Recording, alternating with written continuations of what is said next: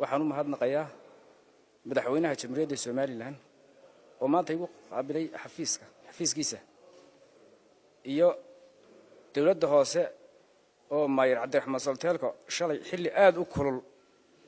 isagoo dawladda hoose hogaaminaya uu la soo gaarsiiyay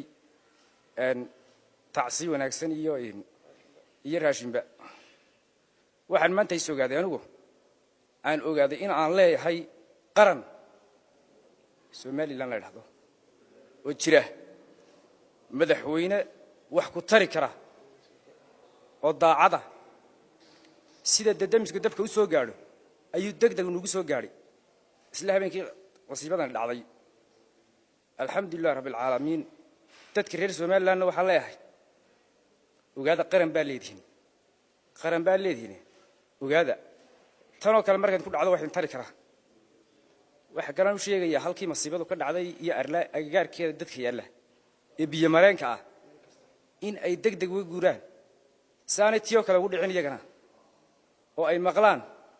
dawladooda amarka ay siiso haddii kale tan oo kale bay la kulmi doonaan iyaguna tan oo kale ay bay la kulmi doonaan oo way ku naf waay doonaan alxamdulillah rabbil caalamiin qarankiina ilaashada qarankiina Soomaaliland ilaashada baan leeyahay